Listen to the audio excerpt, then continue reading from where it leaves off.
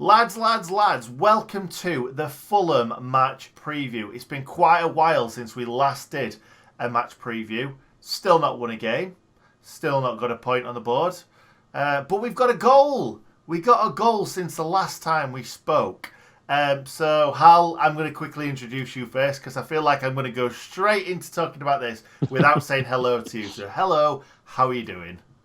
Hello, I am as well as can be expected. Excellent. That's what we like to hear. So the last game that we played was away at Arsenal at the Emirates Stadium. Like I've just said, we managed to get that elusive goal. However, Arsenal managed to get two elusive goals. So, we lost the game 2-1. We were really poor. I really did not enjoy watching us for 85 minutes of that game. I thought we defended okay, as well as could be expected for the majority of the game. Obviously, Arsenal took a 2-0 lead. Two goals back-to-back, really. We conceded and then conceded again. It happens. It does happen in football. But we kind of just rolled over and let him have the ball after that. And I feel like the only reason why we got back into that game was because Arsenal kind of sat back a little bit. The goal that he did score, they were just backing off, not expecting him to shoot. And then he just killed an absolute beauty into the corner with his left foot. I don't think any of us expected that. Maybe with his right, definitely not with his left.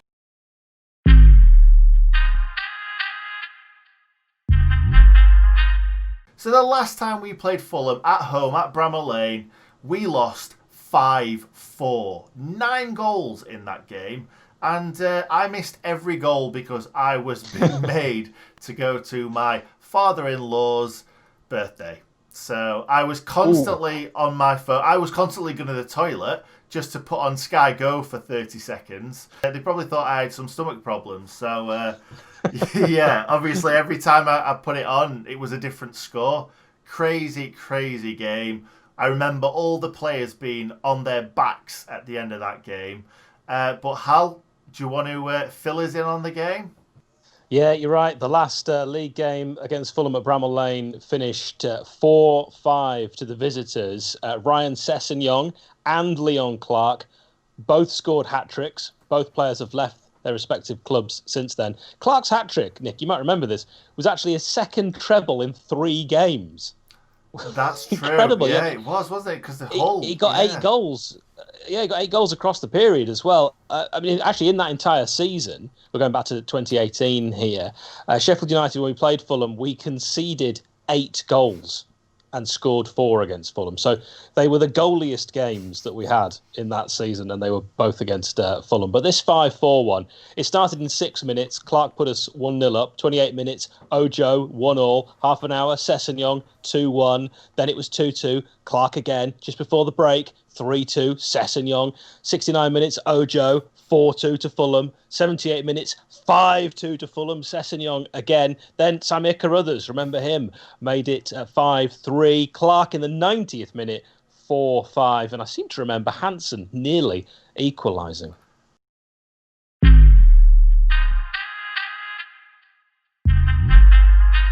The international break's not been very lucky for us. Obviously, when you get better players, they're going to be on international duty. They're possibly going to play a few 2 minutes and get themselves injured. Obviously, that's what these big managers don't want their players playing in these international friendlies. Obviously, some have been friendlies, some have been UEFA Nations League games. But unfortunately, David McGoldrick is doubtful. Ollie Burke also doubtful. So that's both strikers that have played most minutes this season for us. Little bit gutting, especially how well I thought Ollie Burke played against Arsenal. But we do have Brewster coming in. So who knows if he's going to start Brewster. I do think that Brewster's not played many games. So if it was me, I possibly would start him on the bench and kind of bring him on at that 60th minute mark. Just to give him a run out, hopefully get him to get on the score sheet. But who knows? Chris Wilder loves starting these players when he's spent a lot of money on them. We all remember Chris Wilder buying Sander Berge and thinking, oh, he'll probably get kind of the last 10-15 minutes. And then him starting against Crystal Palace, and then we had that amazing song at Sellers Park. But yeah, also we've got John Egan that's looking like, I don't know if he's going to be missing for the game or not, who knows. He's apparently isolating at the moment because somebody in the Republic of Ireland camp has been tested positive for COVID. So let's see. We don't know how long he's going to have to isolate for. He may miss the game, he may not too sure.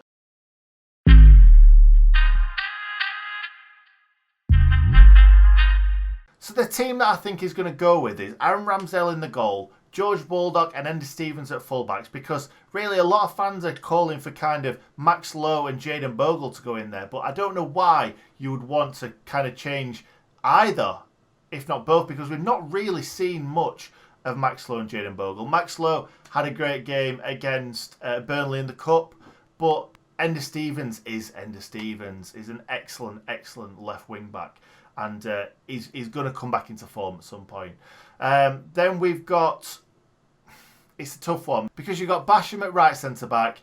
Egan may or may not be in there. We don't know yet. So that's either going to be Ampadu or Egan. Does he go Jack Robinson at left centre-back? Because, in my opinion... I've not been filled with much confidence with Jack Robinson in the last few games. I'd like to see Ethan Ampadu in there. But obviously Wilder sees him in training every day, so let's go with whatever Wilder goes with. Then we're going for the midfield, and I'd like to see Ollie Norwood back in that defensive midfield role. I've banged the drum for this for a few weeks now, because I feel like we need to go back to kind of basics and back to winning ways, really. And when Ollie Norwood was playing in that team that came up from the Championship, then had that great run, we were winning games. I'd like to see Sander Berger on the right. I'd like to see either Fleck or Osborne on the left. I'd rather see Fleck, if I'm being completely honest. I feel like we need to win some games. We need to create some chances, and I feel like Fleck is probably that player to do that. And then up front, what do you want to see, Hal? Well, I thought that Ollie McBurney, when he came on against Slovakia for Scotland, was very busy, very industrious, nearly scored with a header. So I'd like to see Rhian Brewster and McBurney. So that's the Blades team. Now we're going to be talking about the Fulham team. I'm going to let Hal talk about the Fulham team in a little bit more detail. But we did speak to Jack yesterday on the opposition view. So, Hal, what are we expecting from Fulham in this game? Well, what I would say is watch that video, because Jack knows a great deal more about Fulham than me. He did suggest that there could be an entirely new back line for Fulham, which is always interesting, and there might be some pickings there for our front two, whoever they end up being with Wilder, you never know. So there could be Tim Ream, a defender that we can get at, or there could be the player that he was talking to us about, Tosin, who's a new signing that we don't know too much about. So we'll have to find out if these new defenders are pacey or not. Likely that Fulham will play a 4-3-3, and up front is where it's really interesting, with Mitrovic, Lookman, and then AN other. Even Jack wasn't sure who that other player would actually be, but possibly Naskins Cabano. It sounds like a really exciting attacking team, to be honest. And we all know that in this Premier League season, well, in the Premier League in general, there's no givens whatsoever. So we need to be on form for this game. Absolutely. And also, one more thing I would say is there's a midfielder that we all know the name of, but perhaps haven't seen too much of, that Fulham have on loan. Ruben Loftus-Cheek could be the key man in this match. Yeah, excellent footballer. But if you want to see that video, I'll just put a link to it just up here. I always get this wrong. I'm hoping that I've put my finger up in the right corner.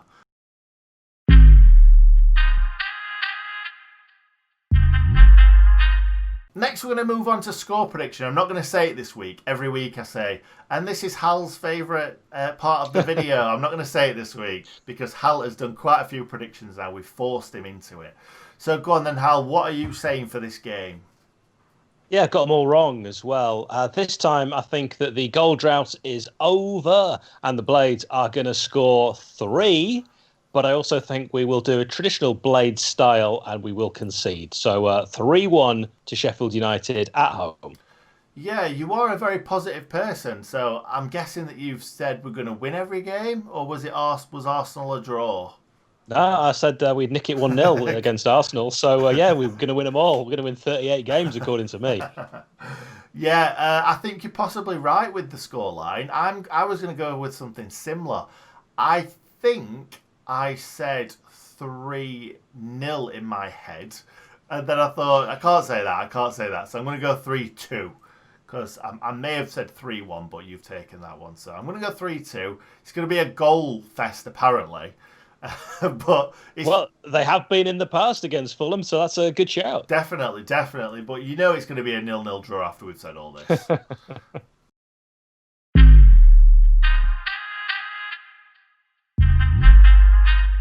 So now we're moving on to memorable matches, and we haven't won too many games against Fulham. In the last 10, we've won 2 outright, and the one that Hal's going to talk about in a second, we won very, very late on. So Hal, what happened? Fulham 0, Sheffield United 1, February the 4th, 2014. And the reason that it might have been seen as a draw was because that goal came in extra time, the 119th minute. The first meeting was drawn 1-1. It was a cup match. This was the replay, and Sean Miller's last-minute header in that fourth round replay. Fulham were sent packing, and it was harsh on them already because they were bottom of the Premier League. They really needed something positive, and they probably thought that a cup run would be that thing to kickstart their league season. Wasn't to be. Miller, you might remember, it was a flick on from Harry Maguire. Whatever happened to him? And just in the final seconds to beat the Cottagers, Miller poked it in. I also think a lot of Blades thought Sean Miller was going to go on to be a really top striker for the Blades, particularly after that, but injuries kind of curtailed his progress. You might remember as well, Nigel Clough was in charge of the Red and White Wizards, and it set up a meeting with Preston North End or Nottingham Forest at the time. We weren't sure who we were going to play. Can you remember who we ended up playing afterwards? It was Nottingham Forest because we went on and beat them. It was.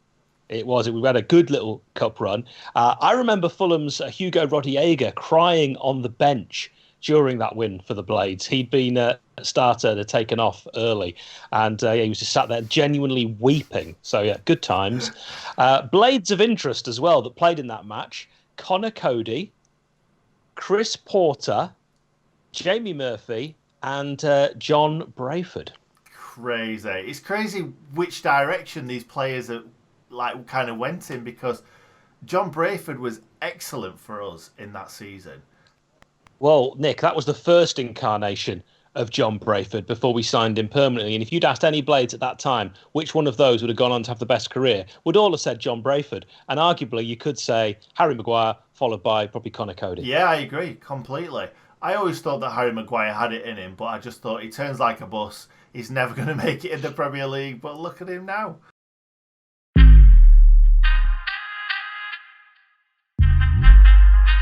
And finally, player connections. This is the part of the video where we look at both teams and try and figure out how many players and which players have played for both clubs. It can be any point of the career. There could be a youngster at one club and then finish the career at another. But we've got a few, I would say. So Hal, what's your first one? Barry Hales, who I never wanted us to sign. I always thought he was bad at professional football. And he also played like he was dragging a medicine ball around. Just absolute dross. One of the most dislikable players. It just looked like he didn't care. Yeah, I completely agree with that. I'm not going to disagree for 1 second. And I don't think I ever saw him have a good game for us. Not for us. And if you're watching, Barry, I know you're a big fan of the channel. That's the first negative thing I think I've actually said on this programme. Yeah, it is. And yeah, so obviously he had an impact on you, didn't he, Al? Yeah, really absolute pants. Who are you picking next? I'm going to go for Michael Brown, my lord. His career kind of petered out a little bit. It was on a bit of a downward trajectory, I think, from kind of Spurs, then Fulham, and then he kind of went into the Championship, I believe. But yeah, Michael Brown was an absolute icon for Sheffield United. I'm not sure how much of an icon he was at Fulham. I'm going to throw Kevin McDonald into the mix. Yeah, Kevin McDonald. One that we don't really want to remember because Wolves signed him from us when we looked like David Weir was trying to build the team around him. Probably quite an underrated midfielder. Certainly a very good Championship midfielder, one of the best I've seen at the Lane. Now, I've got a few kind of random players that a lot of fans will have tried to forget, but not this one. Paul Pesky-Salido. Now, he's remembered very, very fondly for the OMG goal. Fulham fans remember him not in the same regard, maybe not, but he scored a lot of goals for him, played a lot of games for him. Yeah. You know, that the worst headline I think I ever saw following that OMG goal against Nottingham Forest was Peschel delivery. I don't want to see that. Yeah, that's pretty bad. It almost ruined the entire victory for me, that headline. John Harley, who was great for us on loan, again, when we signed him, wasn't quite the same player, but former Chelsea, former Fulham. I know they don't like that. Can I just do the chant, please, just for a second? What, John Harley? John Harley! I loved it. I just loved it. It was so simple and so easy. It was the second simplest chant we've ever had after... Oh, you've said this to me before, I think. Go on. I think the simplest... Santos. Santos. Yeah, love it. Love it. Next one is a difficult one because I don't remember too much about him. Terry Phelan. He was about 37 when he played for us, left back. I saw him play away at Nottingham Forest early on in the season, but I don't remember too much. Fair enough, that's fine. Carry on. What's your next one, Hal? I've got Ollie Norwood, who was on loan at Fulham 2017-2018 season. 36 appearances, 5 goals in the league, got them promoted from the Championship to the Premier League, and they decided not to sign him from Brighton, to our absolute benefit. Absolutely, because I thought when we got promoted, Ollie Norwood was the linchpin in that side. Next up for me, I have Tony Callio. He's Finnish. He's near finished. He's 28. If you ever listen to that clip on TalkSport, you'll love it. I'd like to say that was just off the cuff, but it definitely wasn't. Oh, dear. Yeah, I've got my final one for you. It is the man synonymous with knowing how to celebrate. Richard Stearman, who played for Fulham from 2015 to 2017. Only in that time made 29 league appearances. But now we all think of getting Stearmaned as an actual saying. And I think that is a testament to the man's character and how popular he clearly was in the dressing room. Oh, David McGoldrick! Oh, David McGoldrick! Oh, David McGoldrick! So thank you very much for watching. That's been our Fulham preview. I've not said this in the video already, but this is possibly a must-win. It's going to propel us or Fulham in one direction. Let's hope it's not Fulham. Let's hope it's us. Fingers crossed. Let's get a point, at least 1 point on the board, if not 3. Hal, are we going to do it? We haven't said it, and we're not going to say 6-pointer. So let's not say 6-pointer. I want no mention of 6-pointer. And I think to get to the whole video without saying 6-pointer, that's testament to us and our professionalism. Definitely. But are we going to do it, Hal? Oh, yeah, 3-1. I'm sticking my colours and nailing them to the mast, and they're not moving. I'm absolutely confident we are going to win this game. A point's no good. 6-pointer. It's not a 6-pointer, it's a 6-pointer. If you enjoyed the video, pop a like on it. If you're new around here, please subscribe. And what do we say, Hal? It's a 6-pointer, and stay in good nick. It's a 6-pointer. It's not a 6-pointer, but stay in good nick. Look at that ping from Norwood. Makes other teams look no good. Yeah. We've got a team full of leaders. Alan Hill, Chris Wilder taught us. Right. Yeah, there was us on the tour bus. Yeah. Look how many goals Billy scored us. It's beautiful downtown Bramall Lane. We are the boys from Shore.